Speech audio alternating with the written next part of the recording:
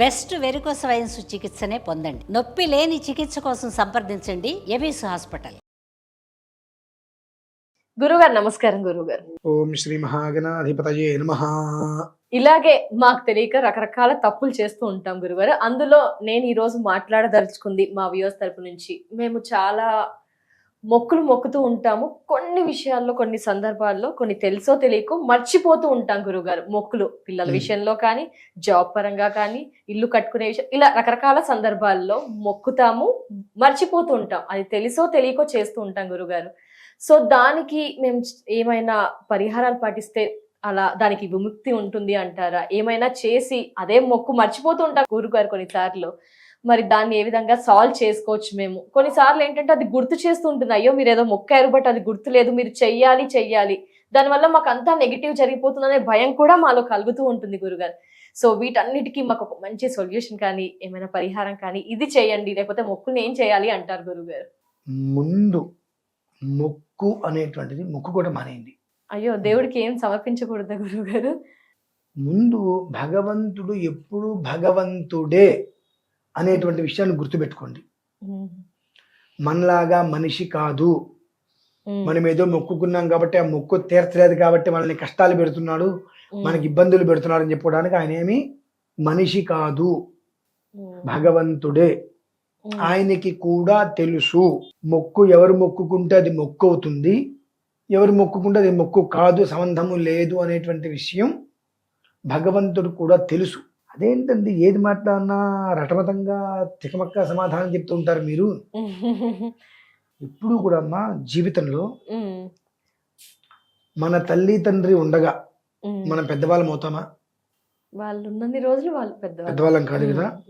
అది ఎలా అయితే ఉంటుందో ధర్మ నియమానుసారము మన పెద్దవాళ్ళు ఉన్నంత కాలము వాళ్ళ అనుమతి లేకుండా మనం ఎలాంటి మొక్కు మొక్కుకోకూడదు. అసలు అది మొక్కే కాదు. ఇంకా ఎందువల్లంటే నువ్వు మొక్కుకున్నావు అంటే నీకు జ్యేష్ఠత్వం వచ్చినట్టేగా, నీకంటే నీకు పెద్దరికం వచ్చినట్టేగా.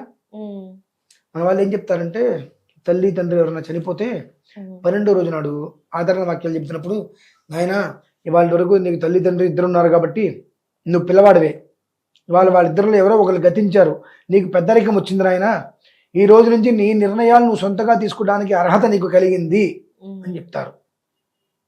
అంటే వారు ఉన్నంతకాలము కూడా మన సొంత నిర్ణయాలు మనం అర్హత తీసుకోవడానికి. ఇటువంటివి అంటే ఇలాంటివి ఏంటంటే ఇవి దైవ సంబంధీకృతమైనటువంటివి. నీకు ఉద్యోగం ఉంది, అది విషయం వేరు. దైవకృతమైనటువంటి విషయాలలో పెద్దల కన్నా పెద్దరికాన్ని తీసుకునేటువంటి స్థితిలో ఆలయానికి వెళ్ళాం. మీ గోత్రం ఏంటనగానే మనం ఏం చెప్తాము? నా గోత్రం, నా పేరు చెప్తాం. అసలు ముందు ఎక్కడా గోత్రనామాలు చెప్పకూడదు. అది ఇంకొక వీడియో చేద్దాం తర్వాత. తప్పకుండా. ఒకవేళ అడిగారన్నప్పుడు మన పెద్దవాళ్ళు ఉన్నప్పుడు మన గోత్రం చెప్పి వాళ్ళ పేర్లు చెప్పాలి.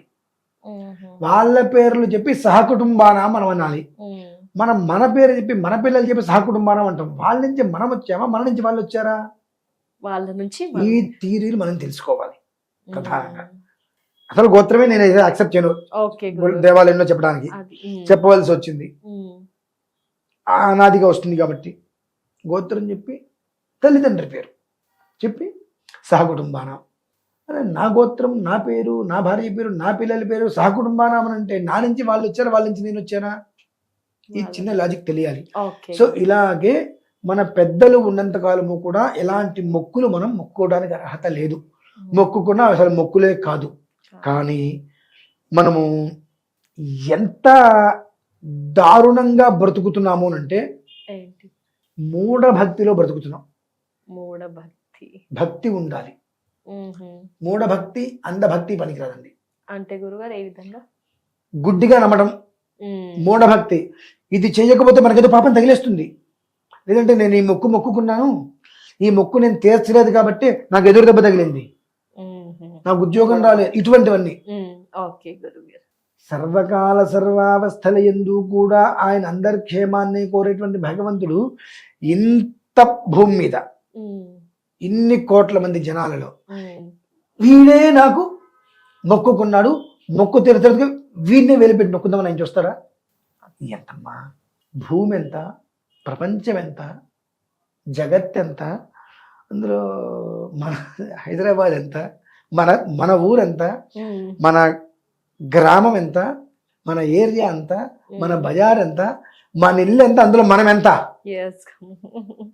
చీమ తలకాయ ఎంత కూడా ఉండదు. ఇటువంటి మనల్ని ఆయన బతుకంపెట్టి చూస్తాడు ఎక్కడున్నాడు అని చెప్పి ఆ భయాన్ని వదిలేయాలి ముందు. భయమే మనిషిని సగం చంపేస్తుంది. ఇప్పుడు మీ ఇంట్లో మీరు అర్ధరాత్రి పూట కూడా లైట్ లేకుండా తిరిగేస్తారు. నేను ఏదో ఒకరోజు సాయంత్రం టైంలో 6:30, 7 గంటలకు మీ ఇంటికి వచ్చా, ఏదో మాట్లాడుతున్నా, మీరు ఏదో పని చేసుకుంటూ పిన్ మిషను ఏదో సూది పెట్టేదో చేసుకుంటున్నారు అదే టైంలో అనుకుందాం. అమ్మ తేలుందమ్మా అక్కడ అన్నా, మీ ఇంటికి అతను వచ్చే అవకాశం లేదని మీకు తెలుసు, చస్తే ఏవి రావు అని. కరెంటు పోయింది, మీరేదో దీపం వెలిగించడం కోసమో దేనికనో సంథింగ్ ఆ సూది ఆ టేబుల్ మీద పెట్టి కిందకి దిగబోయారు. ఆ టేబుల్ మీద పెట్టిన సూది కిందకి జారింది, కాలు పెడతా కానీ కాలు గుచ్చుకుంది సూది. మీరు విదిలించారు, అమ్మ అన్నారు. ఏం కుట్టిందంటారు మీరు? ఏం కుట్టిందంటారు? సూది గుచ్చుకుంది అనుకుంటారా? తేలుందని చెప్పా కదా, తేలు కుట్టింది అనుకుంటారా? తేలు అంటే మీ ఇంట్లోకి తేలు రాదని తెలుసు, కానీ గుచ్చుకునేటప్పుడు కాలు విదిలిస్తారు. కరెంట్ వస్తుంది, తర్వాత చూస్తే అక్కడ ఏం కనిపించదు, ఇక్కడ మాత్రం రక్తం వస్తూ ఉంటుంది, అంటే తేలు కుట్టేసింది. ఆ భయం మనిషి చనిపోయేంత వరకు తీసుకెళ్తుంది కదా. మూఢ భక్తి అంటే అదేనమ్మా. మూఢభక్తిలోనే బ్రతుకుతున్నాం 100%. అది బంధు నుంచి బయటికి రావడం. భక్తి ఉండాలి. మూఢభక్తి ఎప్పుడు అనర్థానికి హేతువు. అటువంటి దాంట్లో మనం ఉండకూడదు ఎప్పుడు కూడా, అందులోంచి బయటికి రావాలి. మరి భక్తి అంటే గురుగారు, భగవంతుడు నీకు నమస్కారం చేస్తున్నా, నాకు ఇది చెయ్యాలనేటువంటి సంకల్పం ఉంది, ఏ కారణం చేత నేను చేయలేకపోతున్నా, అది నువ్వు నెరవేర్చుకో. అంటే మనం నమస్కారం చేసి మన పని మనం చేసుకోవటం. అంటే ఇప్పుడు దీపారాధన వెలిగిస్తాం, దానికి ఒక చిన్ని అడ్డం పెట్టి, చిన్ని ఉంటుంది, దానికి అడ్డం పెట్టి చిమ్ని అది అడ్డం పెట్టి ఫ్యాన్ కింద నుంచి తీసుకెళ్ళిన దానికేం కాదు, కాస్త అటు ఇటు ఊగిసలాడుతుంది ఉంటుంది. అదే ఏం అడ్డం పెట్టుకుంటా, నేను దీపారాధన వెలిగించాను, నా ధర్మము, దాన్ని కాపాడుకోవాల్సిన ధర్మం నీదే ఫ్యాన్ కింద తీసుకెళ్తే. అంటే ఏంటంటే మనకు భక్తి ఉండాలి. మూఢభక్తి, అంధభక్తి అనేటువంటిది జీవితం సర్వనాశనానికే మూలం. అదే అంటున్నానమ్మా, నేను అనకూడదు కానీ కోపాలు వస్తాయి. కిందసారి ఒకరికి ఇలానే నేను మాట్లాడినందుకు కోపాలు వచ్చి కొన్ని వ్యంగ్య పదాలు రాశాడు. నెత్తిని నాలుగేసి కొడతానని చెప్పా, ఒకటే మాట. మీరు తిరుపతి వెళ్తారు కదా, గుండు చేయించుకుంటే మళ్ళీ వెంట్రుకలు రావు అంటే మీరు గుండు చేయించుకుంటారా? అస్సలు చేయించుకోరు. ఇదే మరి ముఖ్యమైనదండి, తప్పు. నేను అదే అంటున్నా, కొండ మీదకి వెళ్ళి పెరిగేదే కాబట్టి జుట్టు నేను మొక్కిచ్చేసి అంటాం. మీరు గుండు మొత్తం చేయించుకుంటే ఒక్క వెంట్రుక మొలబోదని చెప్పండి, ఒక్కడు గుడి చేయించుకుంటారు. ఇది చేసే కాబట్టి అది చేయకపోతే భయం ఏమన్నా అవుతుందేమో అని చెప్పి. భగవంతుడేమో అడుగడుగునా నీకు అనర్థాలు తీసుకురావడానికి ఆయన ఏమో కారకుడు కాదు. నువ్వు చేసుకునేటువంటి దుష్కృతాల వల్లనే, సుకృతాల వల్లనే నువ్వు మంచి చెడు అనుభవిస్తున్నావు. ఇంకా దీనికి సంబంధించి ఒకవేళ మనం ఎంత చెప్పినప్పటికీ కూడా అందులో ఉండే వాళ్ళు అందులోనే ఉంటారు. వాళ్ళకి ముడుపులు కట్టేసేసి అవి ఏం చేయాలో తెలియక, దేనికి కట్టాలో తెలియక ఉంటారు కదండి. ఏదైనా దేవాలయంలో హోమాలు చేస్తున్నప్పుడు, ప్రతిష్టలు జరుగుతున్నప్పుడు ఆ ముడుపు తీసుకెళ్ళమనండి.